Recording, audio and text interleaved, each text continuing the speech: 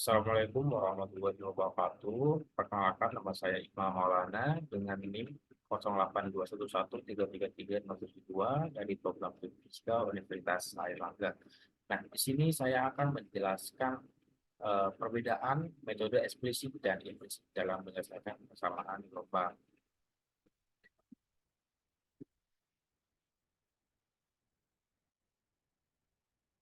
Nah, sebelum kita melangkah lebih jauh, kita eh, terlebih dahulu harus paham apa sih metode eksplisit itu.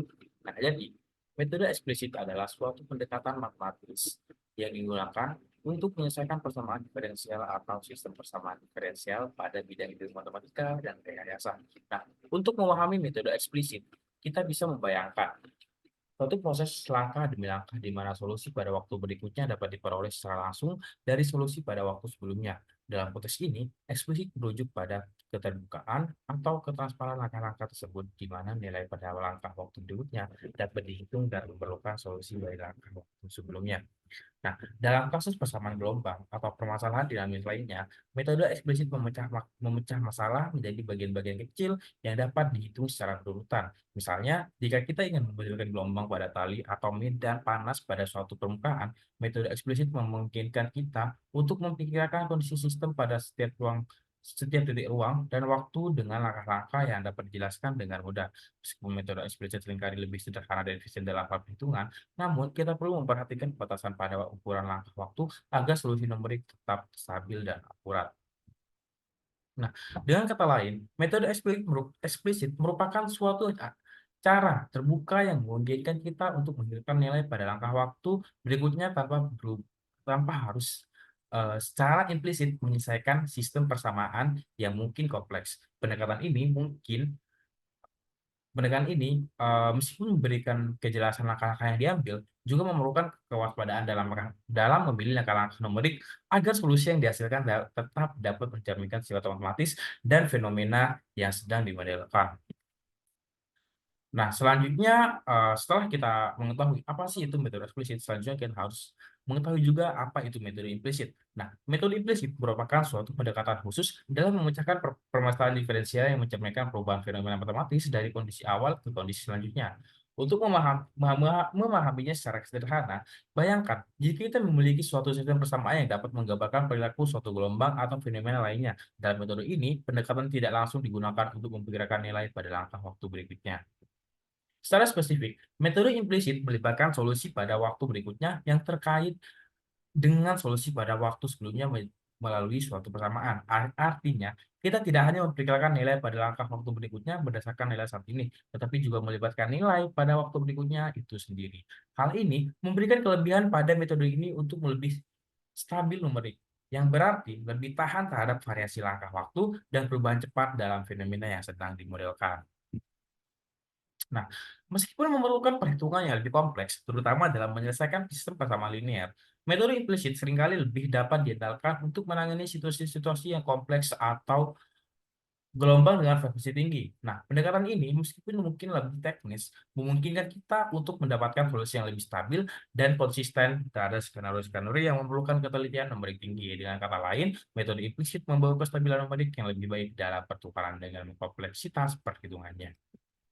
Nah, kita sudah memahami apa sih itu metode eksplisit, apa sih itu metode implisit. Nah, eee, karena konteksnya kita ini sekarang lagi membahas metode eksplisit dan implisit pada persamaan gelombang, nah, jadi kita harus tahu apa sih persamaan gelombang itu. Nah, jadi persamaan gelombang sebagai suatu bentuk persamaan diferensial parsial secara khas tergolong dalam kategori persamaan hiperbolik yang ditandai dengan nilai diskriminan B kuadrat min 4AC yang lebih dari nol, yang lebih kecil dari nol.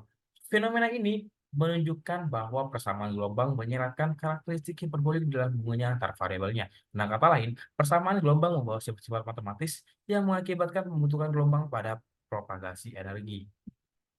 Nah, karakteristik khusus dari persamaan gelombang ini memunculkan kemungkinan untuk menerapkan metode eksplisit dan metode implisit dalam menyelesaikannya. Metode eksplisit menekankan pada pendekatan yang langsung dan terbuka, di mana solusi pada waktu berikutnya dapat dihitung secara eksplisit dari solusi pada waktu sebelumnya. Di sisi lain, metode implisit melibatkan pendekatan yang lebih kompleks dengan menghubungkan nilai pada waktu berikutnya dengan nilai pada waktu sebelumnya melalui suatu persamaan yang perlu dipecahkan. Tidak hanya itu, persamaan gelombang juga memperlihatkan kemiripan struktural dengan persamaan difusi. Kedua persamaan ini meskipun berfokus pada fenomena yang berbeda, memiliki kesamaan dalam hal memiliki dua dimensi utama, yaitu dimensi posisi dan waktu. Dimensi posisi memungkinkan kita untuk melacak perubahan fenomena dalam ruang, sementara dimensi waktu memberikan pemahaman tentang bagaimana sih fenomena tersebut berkembang seiring waktu. Variabel kecepatan menjadi parameter penting yang memainkan peran dalam menentukan sifat gelombang. Untuk gelombang elektromagnetik, variabel kecepatan ini umumnya dinamakan dengan C. Sedangkan untuk gelombang selain elektromagnetik, variabel V digunakan. Kecepatan ini memberikan informasi tentang seberapa cepat sih gelombang dapat merambat dan bagaimana perubahan dalam variabel posisi dan waktu akan mempengaruhi karakteristik gelombang tersebut. Nah, seperti yang kita tahu, persamaan dasar dari persamaan gelombang itu eh, persamaannya itu yaitu do kuadrat U per do T kuadrat min C kuadrat do kuadrat U per do X kuadrat sama dengan 0. Nah, setelah kita membahas metode eksplisit, metode implisit, juga persamaan gelombang, nah selanjutnya kita menganalisa numerik persamaan gelombang dengan metode implisit. Nah, persamaan gelombang merupakan salah satu persamaan hiperbolik dengan bentuk umum yang sebelumnya sudah kita tahu yaitu do kuadrat U per do T kuadrat min C kuadrat dikali do kuadrat U per do X kuadrat sama 0. Nah, persamaan ini dapat diselesaikan dengan menggunakan metode eksplisit dan metode implisit. Nah, metode implisit ini melibatkan pendekatan yang berbeda dalam menyelesaikan numerik ini.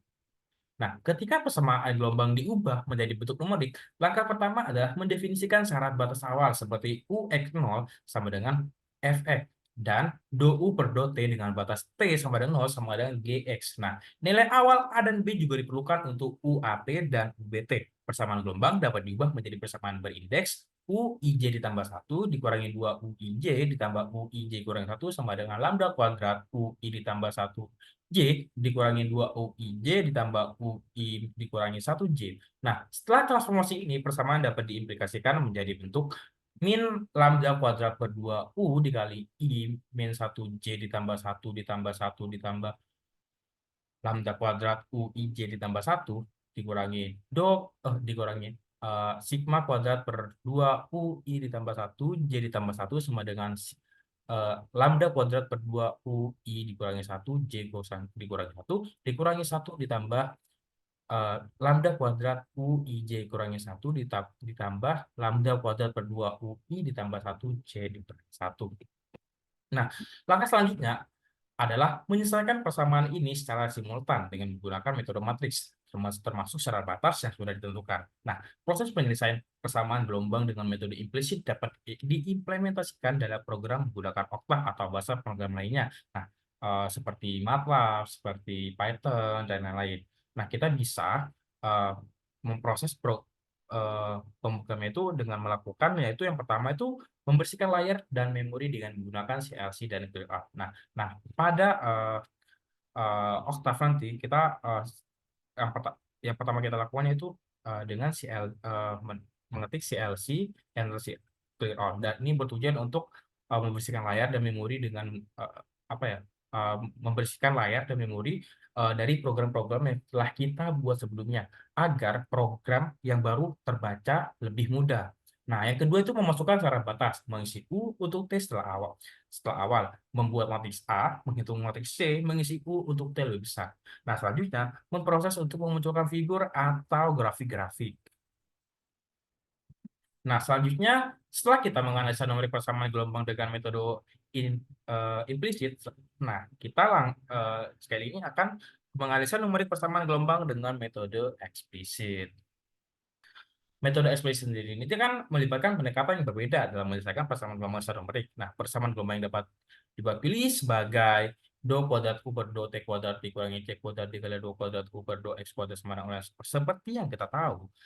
Langkah pertama dalam metode eksplisit adalah mendefinisikan syarat batas seperti U X0 sama dengan Fx dan dou U per dt batas dengan batas T sama dengan 0 sama dengan dx. Persamaan gelombang diubah menjadi bentuk numerik dan solusinya dihitung pada setiap titik grid IJ.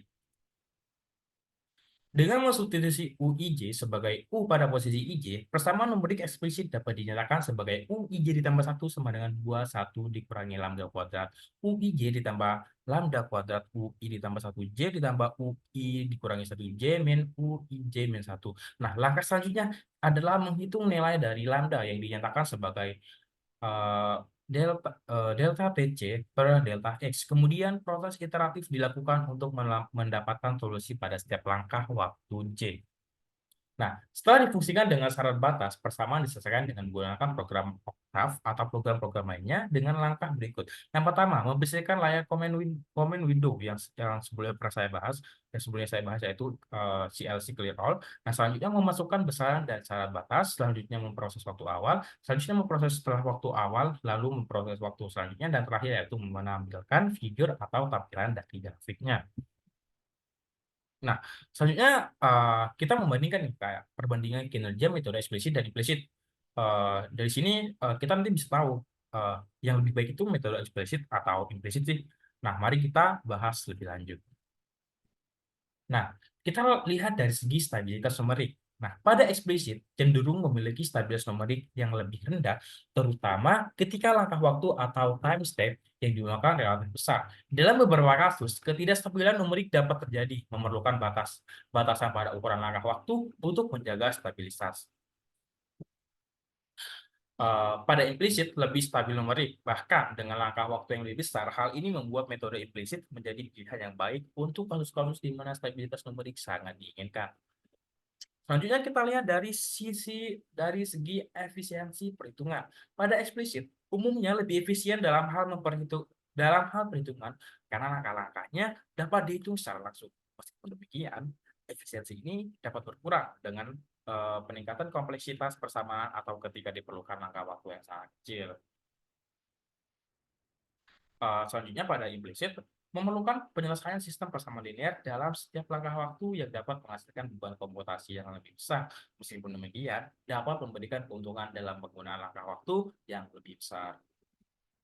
Selanjutnya kita lihat dari segi penanganan syarat batas. Pada eksplisit, lebih mudah untuk menangani syarat batas, terutama syarat batas yang dapat diungkapkan secara langsung pada waktu berikutnya. Nah, pada implisit sendiri dapat lebih rumit dalam penanganan syarat batas karena melibatkan solusi simultan di seluruh domain spasial dan temporal. Namun, juga memberikan fleksibilitas lebih besar dalam menghadapi syarat batas yang kompleks. Selanjutnya kita lihat dari segi penerapan pada persamaan nonlinear. Nah, pada eksplisit dapat mengalami kesulitan ketika diterapkan pada persamaan gelombang dengan nonlinearitas yang tinggi atau perubahan cepat dalam waktu. Nah, pada implisit lebih mampu menangani persamaan gelombang nonlinear karena metodenya yang bersifat implisit dapat menangkap perubahan yang lebih kompleks. Selanjutnya kita lihat lagi dari segi keberlanjutan waktu. Pada eksplisit sendiri ini mungkin memerlukan langkah waktu yang sangat kecil untuk memastikan solusi konvergen secara numerik, terutama ketika terjadi fenomena gelombang dengan frekuensi tinggi. Nah, pada implisit sendiri dapat memungkinkan penggunaan langkah waktu yang lebih besar tanpa kehilangan kestabilan numerik, menjadikan metode ini lebih bersahabat dengan simulasi pada skala waktu yang lebih besar. Nah, selanjutnya kita juga melihat aspek numerik dan stabilitasnya. Nah, aspek numerik dan stabilitas ini memainkan peran yang krusial atau penting dalam pemilihan metode numerik untuk menyelesaikan persamaan gelombang. Mari kita telah kedua aspek ini secara rinci. Nah, aspek numerik. Yang pertama itu panjang langkah waktu atau time step. Nah, pada metode eksplisit memerlukan langkah waktu yang kecil untuk menjaga stabilitas numerik. Langkah waktu yang besar dapat menyebabkan ketidakstabilan numerik. Metode implisit lebih toleran terhadap langkah waktu yang lebih besar, dapat mengatasi ketidakstabilan numerik yang mungkin terjadi pada metode eksplisit dengan langkah waktu besar. Nah, selanjutnya ada diskritisasi ruang atau spatial discretization. Pada metode eksplisit, sensitif terhadap ukuran langkah spasial yang digunakan. Perubahan kecil dalam langkah ini dapat mempengaruhi stabilitas dan akurasi solusi. Kemudian ada metode implicit lebih stabil terhadap variasi langkah spasial, memungkinkan penggunaan langkah spasial yang lebih besar tanpa mengorbankan stabilitas. Selanjutnya, ada keterbatasan metode eksplisit nih. Nah, pada metode eksplisit dapat menghadapi kesulitan pada persamaan gelombang dengan karakteristik gelombang yang sangat cepat atau fenomena nonlinear. Nah, selanjutnya kita melihat dari segi stabilitas numerik. Nah, pada kriteria stabilitas, metode eksplisit terikat oleh kondisi stabilitas Courant-Friedrich-Rowley atau CFR yang menyarankan bahwa langkah waktu harus cukup kecil untuk memastikan stabilitas numerik. Nah, pada metode implicit lebih toleran terhadap batasan CFR dan dapat menggunakan langkah waktu yang lebih besar tanpa mengorbankan stabilitas. Selanjutnya ada stabilitas jangka panjang.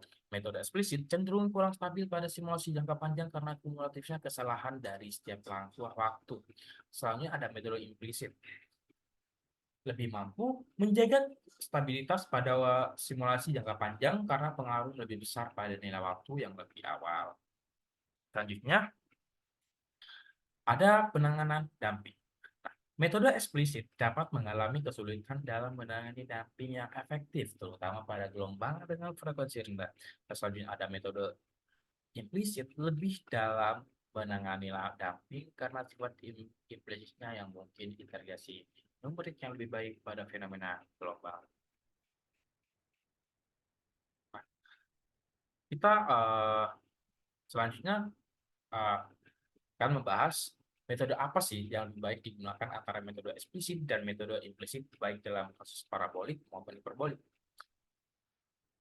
Nah, secara keseluruhan, pemilihan antara metode eksplisit dan implisit dalam menyelesaikan persamaan gelombang dan parabolik menyebabkan evaluasi cermat terhadap sifat-sifat unik dari persamaan yang dihadapi dan kebutuhan spesifik dalam simulasi. Dalam konteks persamaan gelombang hiperbolik, metode eksplisit menonjol dalam efisiensi operasional. Nah, namun dapat menghadapi ketidakstabilan numerik pada gelombang dengan frekuensi. Nah, kita notice lagi sekali lagi. Jadi, dalam konteks persamaan gelombang hiperbolik, metode eksplisit ini lebih menonjol. Nah, tapi dalam apa ya, menghadapi ketidakstabilannya itu pada gelombang dengan frekuensi eh, tapi meskipun eksplisit lebih menonjol dalam versi komputasional, tapi dapat menghadapi ketidakstabilan numerik pada gelombang dengan frekuensi tinggi. Nah, sebaliknya, metode implisit ini menawarkan stabilitas numerik yang lebih baik, tetapi memerlukan perhitungan yang lebih kompleks. Nah, begitu. Nah, pada kasus persamaan difusi parabolik, metode implisit seringkali lebih unggul dalam menangani variasi cepat dalam waktu tanpa mengorbankan stabilitas. Meskipun begitu, dalam prakteknya, pendekatan penyampuran atau metode split operator dapat diadopsi untuk mengoptimalkan keunggulan masing-masing metode. Pemilihan metode numerik ini harus selalu disesuaikan dengan sifat-sifat khusus dari permasalahan yang dihadapi dengan memperhatikan keseimbangan antara stabilitas, efisiensi komputasional, dan akurasi solusi. Dengan demikian, kesimpulan umum adalah bahwa tidak ada metode yang secara mutlak lebih baik. Namun, pemahaman mendalam terhadap kondisi kasus spesifik adalah kunci untuk memilih metode yang paling sesuai dengan tujuan simulasi yang diinginkan. Nah, kita garis bawahi lagi, di bawah tidak ada metode yang secara mutlak lebih baik. Namun, pemahaman mendalam terhadap kondisi kasus spesifik adalah kunci untuk memilih metode yang paling sesuai dengan tujuan simulasi yang diinginkan. Nah, sekian penjelasan dari saya. Kurang lebihnya mohon maaf. Jika ada yang ingin ditanyakan atau kurang paham dari penjelasan saya, silakan bertanya di kolom komentar. Insya Allah saya akan menjawab sebisa saya mungkin dan sepengetahuan saya. Jika ada salah kata atau salah penyebutan simbol-simbol angka, mohon dimaafkan. Terima kasih sudah mengikuti video saya kurang lebih 15 menit ini. Semoga teman-teman yang menonton video ini sehat selalu, sehat walafiat. Wassalamualaikum warahmatullahi wabarakatuh.